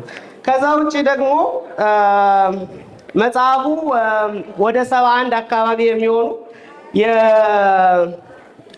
የቃላት መፍቻ ወይም ደግሞ መፍትሄ ቃላት ምንለው ወይም ደግሞ ምንድነው ዲክሽነሪ ግሮሰሪ ወይም ደግሞ በነገራችን ላይ ዋቢ መጽሐፍትም ይሏቸዋል አንዳንድ ቦታ ላይ ግሮሰሪ የምንላቸው የቃላት መፍቻዎች አሉ። ምክንያቱም አንዳንድ ቃላቶች እኛ ማናውቃቸው ወይም ደግሞ በግዕዝ ቋንቋ የተነገሩ ስለሆኑ ምን ማለት እንደሆኑ በግዕዝ ቋንቋ ብቻ መነገራቸው ሳይሆን ማብራሪያ ምን ማለት እንደሆነ ያብራራልኝ። ያነ ጥሩ ጎኑ ነው። በዋናነት ደግሞ ያየሁት ነገር ምንድነው የቅዳሴው ከመጽሐፍ ቅዱስ ጋር ያለውን አንድምታ ያሳያል። አሁን የሆነ ነገር ካለ በኋላ የሆነ መስመር ብታነቡ አንድ መስመር ብታነቡ ቀጥሎ በየትኛው የመጽሐፍ ቅዱስ ክፍል ላይ እንደሚገኝ ይህ ቃል ይነግረናል። ይሄ የሚያሳየን ምንድነው ቅዳሴያችን ሙሉ በሙሉ የተወሰደው ከመጽሐፍ ቅዱስ መሆኑ ነው እና የቅዳሴው ራሱን የቻለ አንድ ወንጌል እንደሆነ ነው። ከዛ ውጭ ደግሞ የተክሌን አንድ ነገር ሐሳብ እጋራለሁና ምንድነው አለ መጀመሪያ ላይ ያው መግቢያና መጨረሻውን ማየት መጽሐፉን እንዲሁ ጀነራል የያዘውን ነገር ማወቅ እንችላለን የሚል ሐሳብ አቅርቦ ነበርና እኔም እንዲሁ በዛው አይነት መንገድ ነው ለማየት የሞከርኩት መጀመሪያ የነበረ መግቢያ አለው፣ ማጠቃለያ አለው። ማጠቃለያው 10 ነጥቦች አሉት። ማጠቃለያው ላይ 10 ነጥቦች የማጠቃለያው 10 ነጥቦች የመጽሐፉ አጠቃላይ ይዘት ናቸው። በነገራችን ላይ መጽሐፉ የተጻፈበት ምክንያት አንድና አንድ ነው። ሁላችንም ወደ ስጋውና ደሙ ማቅረብ ነው። እኛ አስቀዳሾች ብቻ ሳይሆን ቀዳሾቹን እንድንሄድ ነው። አስቀዳሽ የሚለው ስም ያው ሳይቆርብ ለሚሄድ ነው። ስለዚህ ቀዳሾቹን እንድንሄድ ነው። ከዛ ውጭ ደግሞ ሌላው ያየሁት ነገር ምንድነው?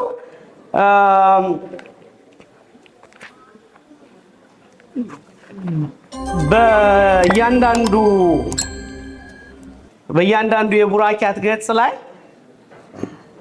የሚሰጠው ማብራሪያ እንዲያው በደንብ ብታዩት መጽሐፉን ብታነቡት መልካም ነው።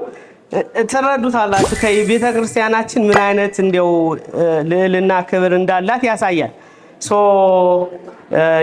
እንዲያው በተቻለ መጠን ለማንበብ ብንሞክር መልካም ነው።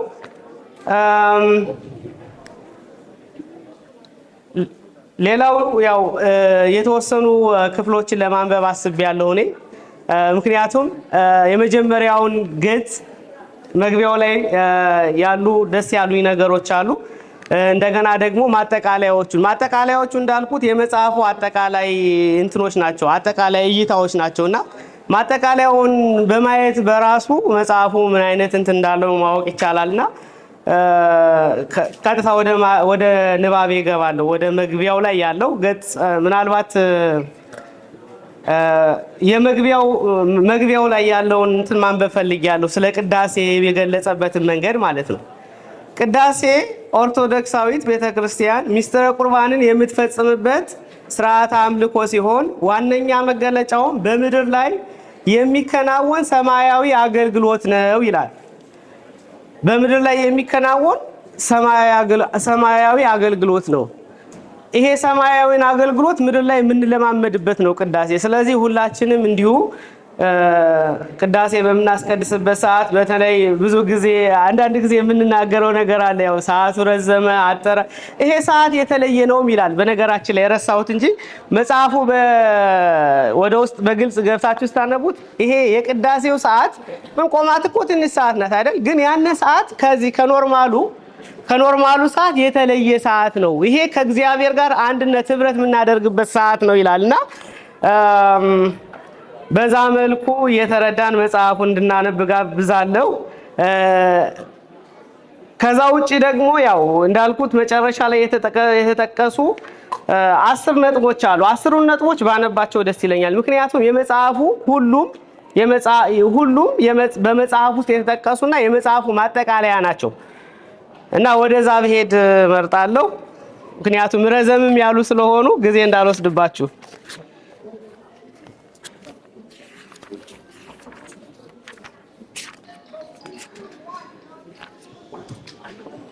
መቅድሙ ላይ ቅድም መጀመሪያ ያነበብኩት ነገር ስላለ መቅድሙ ላይ እንደተገለጸው ብሎ የሚጀምረው ላይ ተነስቼ ነው 10ን ነጥብ ለማንበብ ያሰብኩት። መቅድሙ ላይ እንደተገለጸው ይህ መጽሐፍ በዋነኝነት የተጻፈ ለምዕመኑ ስለሆነ ምክንያቱም በመጀመሪያው መግቢያው ላይ ይገልጻል ለምዕመኑ እንደተጻፈ። ምክንያቱም አኮቴተ ቁርባን የሚለው መጽሐፍ ምናልባት በቤተክርስቲያን ዙሪያ ላሉ ሰዎች ጥሩ ሪፈረንስ የሚሆን ወይም ደግሞ ሪሰርች ኤንድ ዲቨሎፕመንት ላይ የሚሰሩ ሰዎች ላይ ጥሩ አጋዥ አዝ ሪፈረንስ መጽሐፍ ሊሆን የሚችል መጽሐፍ ስለሆነ ነው የተጻፈበት ምክንያት ያንን በመግለጽ ነው የሚጀምረው። ይህ መጽሐፍ በዋነኛነት የተጻፈው ለምዕመኑ ከቅዳሴ መግቢያ የሚመጠን ግርምት እስከ ቱበ ሰላም ያለውን ሂደት ቀለል ባለና ባልተወሳሰበ መልኩ ለማስረዳት ሙከራ ተደርጓል። እንደ ማጠቃለያ በምን መልኩ የቅዳሴ ተሳታፊ መሆን እንደሚገባን ራሱን እንዴት ማዘጋጀት እንዳለብን የሚጠይቅ ምዕመን ቢኖር ከመጽሐፈ ቅዳሴያችን የተወሰዱ 10 ነጥቦችን በቂ መልስ ይሰጣሉ ብዬ አምናለሁ ይላል። ኦ ሀሉ በዝንቱ ልቡና መጽሐፈ ቅዳሴ መግቢያ ላይ ቅድም አባታችን አባ ኪሮስ እንደገለጹት የመጀመሪያው የቅዳሴ መግቢያ ይሄ ነው። ወንድሜ ሆይ ኃጢአትን እያሰብክ በዚህ ልቦና ኑር በማለት የሚጀምር ምዕዳን እንዳለው ተመልክተናል። ከዚህ ምዕዳን መሰረት ማንኛውም ምዕመን ለቅዳሴ ወደ ቤተ ክርስቲያን ሲሄድ የነፍሱን ስሜት እያዳመጠ በመንፈስ ሆኖ የሥርዓተ አምልኮ ተሳታፊ ለመሆን የነፍሱን ስሜት እያዳመጠ በመንፈስ ሆኖ የሥርዓተ አምልኮ ተሳታፊ ለመሆን የህሊና ዝግጅት ማድረግ አለበት። ኃጢአት የነፍስ ደዌ በሽታ ነውና መንፈሱን የሚያስጨንቅ የተደበቀ የድፍረት ኃጢአት ልምምድ ውስጥ ገብቶ ከሆነ የንስሐ አባቱን በማማከር መንፈስ ረፍት ሊያገኝ ይገባል። ነፍሳችን በኃጢአት ደዌ እየተጨነቀች በደስታ በሐሴት የሚከናወን የቅዳሴ ተሳታፊ መሆን አንችልም ይላል። ነፍሳችን በኃጢአት ደዌ እየተጨነቀች በደስታና በሐሴት የሚከናወነው የቅዳሴ እንደምን ዋላችሁ? ክቡር አባታችን ሊቀ ካህናት፣ አባቶች ካህናት፣ እርግጠኛ ነኝ እንዳደከምኳችሁ። በዛ ላይ ደግሞ ሁሌ መድረክ ላይ የሚታይ ሰው ሁሌ የሚሰብክ ልክ ሊጀምር ሲል ደግሞ ጀመረው ነው አይደል የምትሉት? እንደ ሌላው ጊዜ ይሄ ትምህርት አይደለም፣ ስብከት አይደለም። አቃቤ ሰዓት ወንደሰን በዚህ አጋጣሚ ታይትል ሰጠሁት። ሰዓት ይዞልኛል። 7 ደቂቃ ቢበዛ ካነሰ በ5 ደቂቃ ነው ሐሳቤን የምቋጨው። አይ ዶንት ኖ ማን እንደማመሰግን አላውቅም። ክቡር አባታችን ሊቀ ካህናት ይሄን መንጋ ሰብስበው መክብብ ሆነው ይሄንን ህዝብ ሰብስበው ከዚህ ህዝብ ያየሁት ፍቅር ከአይምሮ በላይ ስለሆነ ስለሰጣችሁኝ ፍቅር ለራሳችሁ አጨብጭቡ። መጀመሪያ ይሄ ትንሽ ነገር ነው። መጽሐፍ አንድ ሰው ለምን ይማራል የማይጽፍ ከሆነ? ጠበቃ ተክሌ እስካሁን አለ? የቱ ቀደም ምን አለ? ኖርዝ አሜሪካ ውስጥ ሰዎች እስከ ፒኤችዲ ከተማሩ የማይጽፉ ከሆነ በቃ ባይማሩ ይሻላል። ያውም አልተናገረውም እንጂ ቋንቋ አለ በዩኒቨርሲቲ አካባቢ የሚነገር ፐብሊሽ ኦር ፔሪሽ። ከተማርክ ፐብሊሽ አርግ፣ አለበለዚያ ጥፋ ነው። በቃ አታስፈልግም፣ ባትማር ይሻላል የሚባል በዩኒቨርሲቲ አባባል አለ።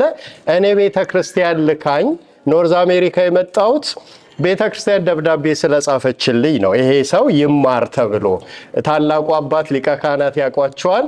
ብፁዕ አቡነ ጢሞቴዎስ የኮሌጃችን ዲን ነበሩ። በእሳቸው ደብዳቤ ነው ስኮላርሽፕ አግኝቼ የመጣሁት። ከኢትዮጵያ የላከችኝ ቤተክርስቲያን በምድረ ካናዳ በክቡር አባታችን ሊቀ ካህናት ሰብሳቢነት ያገኟት ቤተክርስቲያን ናት ብዬ ነው ማምነው። ስለዚህ ቴዎሎጂ እንኳን ስማር ፊልድ ብቀይር አንዳንድ ሰዎች ብለው ነበር፣ ፊልድ እኮ ብትቀይር ብዙ ምን ይገኛል? ገንዘብ ይገኛል ያሉኝ ሰዎች ነበሩ። ቤተክርስቲያን እንድማር ስለላከችኝ ልታመን ብዬ ማስተርስ ፕሮግራም 2 ዓመት ነው የሚፈጀው። ፒኤችዲ 6 ዓመት ነው የሚፈጀው። ኖርዝ አሜሪካ ውስጥ 8 ዓመት ከተቃጠለ አይቀር እስቲ ሊተርጂካል ቴዎሎጂ በሚባል ፊልድ እስከተማርኩ ድረስ የሆነ ነገር ልጻፍ ብዬ ነበር። አኮቴተ ቁርባንን የጻፍኩት እዚህ ተጀምሮ ስላሴ ኮሌጅ ለ1 ዓመት ሂጄ እዛ ነው ያለቀው። እግዚአብሔር ይስጣቸው ቢሮ የዘጉብኝ ሰዎች ነበሩ። ቢሮዬን ሲዘጉ ስላሴ ኮሌጅ ምጽፍበት ሰዓት አገኘው ማለት ነው። ያያችሁ ነገር ሁሉ ለበጎ ነው የሚባለው። የመጀመሪያው መጽሐፍ እንደዛ ነው የተጻፈው። ወደዚህ መጽሐፍ ልምጣና ይሄው አሁን 3 ደቂቃ ሄዷል እያለኝ ነው የሰውዬ። ወደዚህ መጽሐፍ ስመጣ በእውነት በዚህ ዝግጅት ስለ መጽሐፉን ይሄን ገልጬ ዝርዝሩ እንዲህ ነው እዩት ምናምን ለማለት ጊዜ የለኝም። ለምን የተናገርኩትን በዚህ መጽሐፍ ስለተናገርኩ አሁን ብጨምር እናንተን ማሰልቸት ነው የሚሆነው። የቅዳሴ ፍቅር እንዲያድርባችሁ ብቻ ነው ይህ መጽሐፍ የተጻፈው። ቅድም ብሌን አሳምራ ተናግራለች። ስለ ብሌን ምለው ነገር አለኝ። እችን ጆክ ይጠቅሷታል ብዬ ነበር ቡክ ሪቪው ያደረጉ ሰዎች። መጽሐፉ መጨረሻ ላይ ጠቅሻታለሁ። ገጸ ባህሪ አድርጌ የጻፍኳቸው እንደ ክቡር አባታችን ቆሞስ አባ ኪሮስ መምህረ ቅዳሴ የሆኑት ፍቅረ መለኮት ለልጆቻቸው ሲያስተምሩ አንድ ጆክ ነገሯቸው። አንድ ምዕመንን ምን ብለው ይጠይቃሉ? ናስቲ አንተ ከቅዳሴ መካከል ደስ የሚልህ ዜማ የቱ ነው አሉት። ሰውየው ምን አለ? እሳቸው የጠበቁት ካህኑ እጁን ዘርግቶ እንደኔ ድምጽ የሚቸገር እኔ ሁሌ እናገራለሁ ድምጽ ሲታደል አልነበርኩም ብያለሁ አይደለ? ሌላ ቦታ ነበር። የድምጽ ስጦታ የለኝም። እኔ ግን እንደ አባ ኪሮስ እንደ ሊቀ ካህናት ወይንም እንደ ሊቀ ጠበብት ድምጻዊው ካህኑ ድምጻዊ ሆኖ አሃዱ ሲል ያምራል አይደለ? ወይ አሃዱ ሲል ነው ደስ የሚለኝ፣ ወይ ደግሞ ካህኑ ጽንሃውን ሸዋ እያረገ ንስግድ ሲል ነው ብለው ጠበቁ፣ ወይ ወንጌል። ሰውየው ግን ምን ብሎ መለሰ መሰላችሁ? በጣም ደስ የሚለህ ነው ያሉኝ። አዎ ያ ዲያቆኑ እቱ በሰላም የሚላት ለምን መሰላችሁ? ከእቱ በሰላም በኋላ ምን ዜማ አለ? በቃ ይሄ እንግዲህ የሰለቸው ሰው ሰዓት እያየ የሚያስቀድስ ከቅዳሴው ጋር የማይተዋወቅ አላደል። ስማ ልጥራ እንጂ አንዳንድ ሰዎች እኮ ሳምቡሳ ለመብላት ብቻ እዚህ ቤተክርስቲያን የሚመጡ ሰዎች አሉ። ስላየው ነው አንድ ቀን ለአባቴ መድኃኒት ለመላክ ለእስራኤል ከቅዳሴ አቋርጬ እዚህ 10 o'clock እመጣለሁ፣ ሞልቷል። ምንድነው ሰው የሚያደርገው ሲል ሳምቡሳ እየበላ ነው። ቅዳሴ ግን እዛ ይቀደሳል። እንደዚህ አይነት ሰው ነው እቱ በሰላም ያለው። ከዛ እንድንወጣ የቅዳሴ ፍቅር እንዲያድርብን ይህን መጽሐፍ ስታዩት ራሱ ቅዳሴ ይልና ንዑስ ርዕስ አለው አይደለም? ርዕስ ብቻ አይደለም። ወደ ጌታ ደስታ የመግባት ምስጢር ለምን ተባለ ሚለውን ጥያቄ ራሳችሁ መልሱ። በተረፈ ለምስጋና ነው የመጣሁት። የሆነ ስም ሰው ጠርቶ ሌላን አለመጥራት ያስቀይማል አይደለም? እገሌ ወእገሌ ግን እግዚአብሔር ይስጠው ወንድማችን ፋኑኤል ትላንትና ይሄ አዳራሽ ዴኮሬት እንዲደረግ ፍታትም ስለነበር ጠዋት እሱን ታግሰው ማታ የመጡ ሰዎች ነበሩ። ሰርግ አይመስልም? ዛሬ ሰርግ አለ እንዴ ያላላችሁ? እንዲህ ዴኮሬት ያደረጉ የክርስትና ስማቸውን ጽፎልኛል። ገብረ መስቀል፣ መዓዛ ቅዱሳን። ያው የቄስ ስም የክርስትና ስም መጥራት ነው አይደለም? የቄስ ስራ ወለተ ስላሴ፣ ወለተ ሕይወት፣ ብርሃነ ማርያም፣ አስካለ ማርያም፣ ወለተ አርሴማ፣ እህተ ሚካኤል፣ ወልደ ገብርኤል፣ ጽጌ ማርያም፣ ወልደ ትንሣኤ፣ አጸደ ማርያም፣ ሰይፈ ሚካኤል፣ ወለተ ሕይወት፣ ገብረ ወልድ። ቅዳሴው እንዲለው ለእኔ አይደለም፣ እኔ አንድ ተራ አገልጋይ ነኝ። ጌታን አክብራችሁ ስሙ እንዲከበር ወዳችሁ በምድር ስሙን እንዳከበራችሁ በሰማያዊ መንግስቱ ያክብራችሁ። በዚህ ተራ አጨብጭቡ ለራሳችሁ፣ ለእኔ ሳይሆን።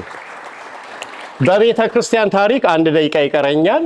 ምን አለ መሰላችሁ?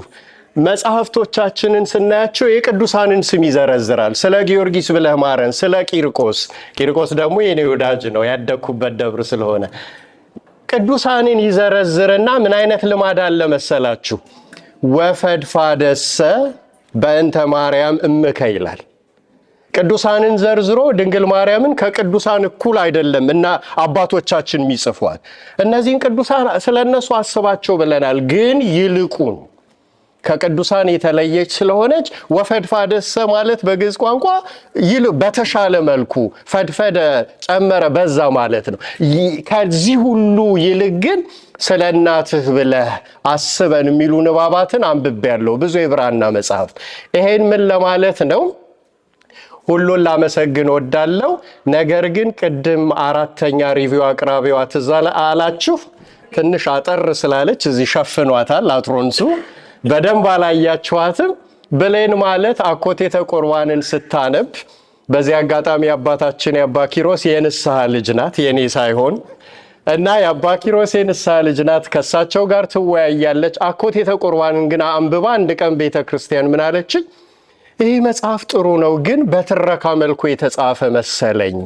እንደዛ መስሎኝ ጠብቄ ነበር፣ ሳየው ግን አይነት ነገር። ስለዚህ በትረካ መልኩ ብትጽፍ ሚለውን አስተያየት የሰጠችኝ ብሌን ናት።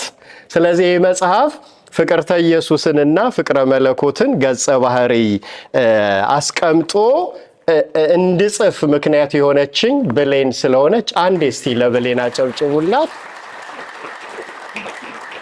ስለዚህ ስለ ብሌን ምን እንደምል አላውቅም። ሌላም አስተያየት የሰጠ ሰው አለ በፌስቡክ ምክንያት የሆነኝ። ሁሉም ነገር ምክንያት ጽይፋለሁ አይደለ? ሰዓት ስለሌለ እሱን ተዋዋለሁ። ብሌንን ግን ለማመስገን አንድ ነገር ብቻ ነው ማለት የምፈልገው።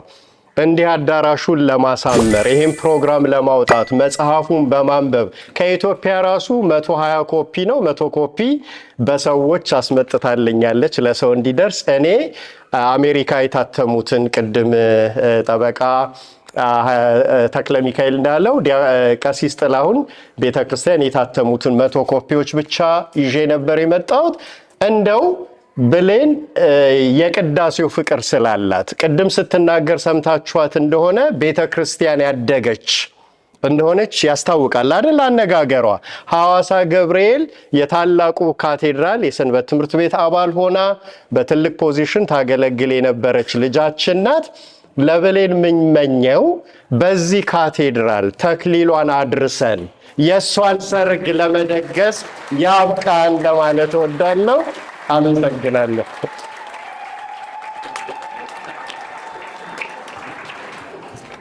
አልጋ ሆኖ ቀሲስ መብራቱ እዚህ ደረሰ ብላችሁ ልትችሉ ትችላላችሁ። በውስጣችን በሂደት ብዙ ነገሮች አሳልፈናል። ብፁዕ አባታችን አቡነ ዲሜጥሮስ የተከበሩ አባት ናቸው። ሁሉን ቻይ፣ የሚመጣውን ፈተና ሁሉ እንድንጋፈጠው አድርገው ወንድማችን እዚህ ደረሰ። ልጃችን እናቱንም ቤተሰቡን ማውቃለሁኝ።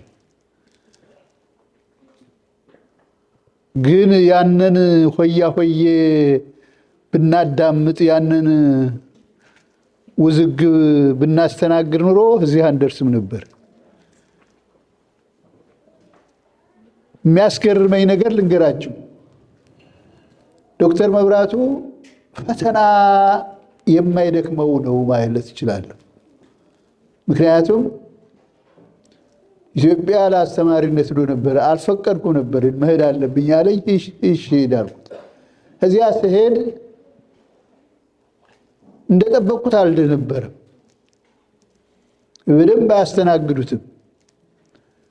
ብፁዕ ወቅዱስ አቡነ ማትያስ አብረን የነበርን ፓትርያርክ ከመሆናቸው በፊት ከጎንደር ብፁዕ አቡነ መልከጼዴቅ አስመጥተዋቸው እኛ ጋራ ነው ሀብለው የተማሩት። ጥሩ አባት ናቸው፣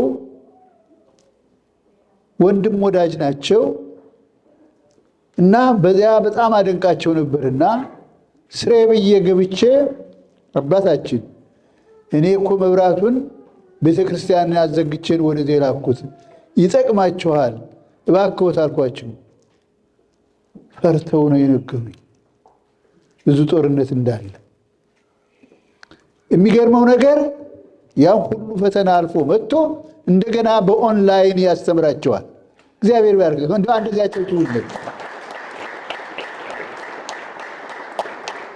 እነዚያ ያሳደዱት ቅድም ጀመር አድርጎ ነው ቢሮ የዘጉበት ስልጣኑን የፈለጉት ይሁን ጓደኛቸው ይሁን ከብዙ ነገር ያደረሳቸው ሌላ ስም ይሰጡታል እና ለብፁዕ ቅዱስ አቡነ ማትያስ ቤተክርስቲያንን የሚጠቅም ልጅ ነው እንዲሁ አደራ ብያቸው እሺ ብለው ነበር። ግን ፍርሃታቸውን ገልጸውልኛል።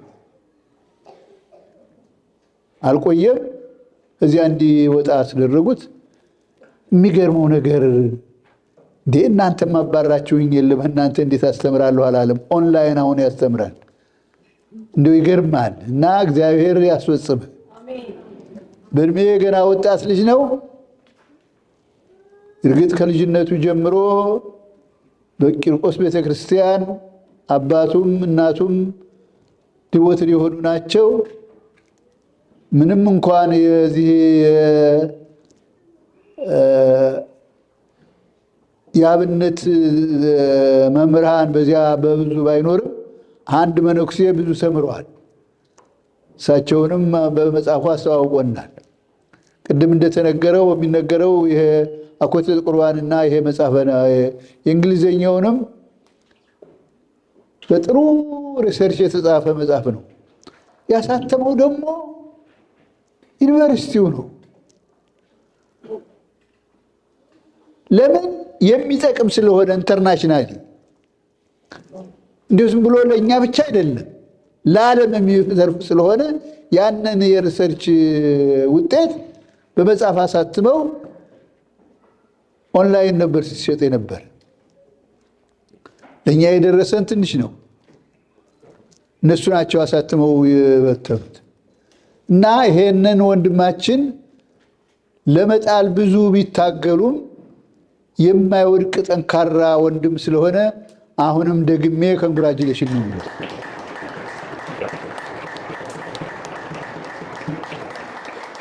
እኛንም አላሳፈረንም። ጦርነት ተነስቶብን ነበር። ጦርነቱን በእግዚአብሔር ኃይል አሸንፈን እንደዚህ ያለ ምሁር እንዲጠበቅና እንደገና በየዕለቱ አዳዲስ ነገር እንዲጽፉ እያደረግን ነው እና እግዚአብሔር ባርክ። ቅድም የተነገረውን የእንግሊዘኛውን ደግሞ እንዲጻፍ አደራ እላለሁ። ምክንያቱም ልጆቻችን ማወቅ አለባቸው፣ ማንበብ አለባቸው። አሁንም ጦርነት አለ። ቅዳሴ በወር አንድ ቀን ለሚቀደሰው ለምን ይቀደሳል የሚሉን ብዙ ናቸው። እናንተ ብዙ ብላችሁ የምንድን ነው የሚሉት? ብዙ ናቸው። ይሄ በእውነቱ አላዋቂነት ነው። እኔ በመጀመሪያ ደረጃ እዚህ በመጀመርበት ጊዜ ብቻዬን ነበርኩ እና የዛን ጊዜ መጀመሪያ ለምን ሰው አይሰበሰብም እያልኩ እያዘንኩ እያለቀስኩ ነበረ ውለው። አሁን መሰብሰብ ሲጀምር እኛ ቤተክርስቲያን መግዛት ስንጀምር ይሄንን ከገዛን በኋላ በእውነቱ ይሄ ቤተክርስቲያን ይቀጥላል ወይ ነበር ስጋቴ።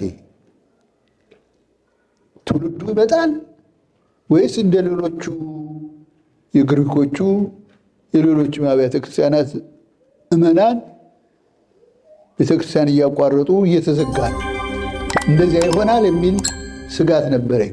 ግን በእድሜያችን ይሄ አይሆንም። እግዚአብሔር ይክበር ይመስገን። አሁን እርግጠኛ ነኝ ወጣቱ ተተክቷል። ወጣቱ በውስጥም በውጭም እየበረታ ነው ያለው። ቤተክርስቲያናችን ጦርነት ቢኖርባትም ተወጥተዋለች። አንዳንድ ጊዜ አሁን በሰሞኑ የወጣ ስለእመቤታችን ቤዛነት የተነገረ ብዙ ውዝግብ አለ። ይሄ ውዝግብ ወድጄዋለሁ። ለምንድን ነው የወደድኩት? አነቃቃ፣ ህዝቡን አስተማረ፣ ህዝቡ እንዲማር እንዲነሳ ሆነ። ይሄ የእድገት ምልክት ነው። ይሄንን ማወቅ አለባቸው እንጂ ዝም ብሎ በኔጌቲቭ ሁሉ ማየት የለባቸው።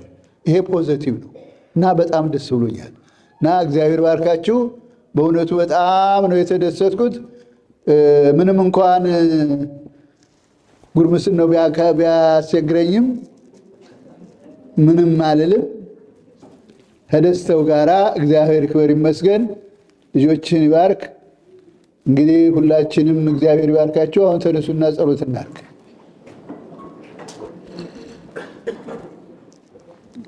በስመ አብ ወወልድ ወመንፈስ ቅዱስ አሐዱ አምላክ። አቤቱ ያው አምላክ ቸርና ይቅር ባይ ሁሉም ማድረግ የምትችል አንተ የቸርነትን የመሐሪነትን ስራ አቤቱ ሰዓተ መዓልቱ እንደባረክ ሰዓተ ሌሊቱ እንድትባርክልን የነገ ሰው በለን። እንዲህ እያልን እንለምንሃለን። አባታችን ሆይ በሰማያት የምትኖር ስምህ ይቀደስ፣ መንግሥትህ ትምጣ፣ ፈቃድህ በሰማይ እንደሆነች እንዲሁም በምድር ትሁን። የዕለት እንጀራችንን ስጠን ዛሬ፣ በደላችንን ይቅር በለን እኛም የበደሉንን ይቅር እንደምንል።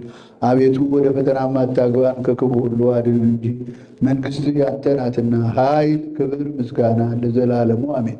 እመቤታችን ቅድስት ድንግል ማርያም ሆይ በመልአኩ በቅዱስ ገብርኤል ሰላምታ ሰላም እንልሻለን።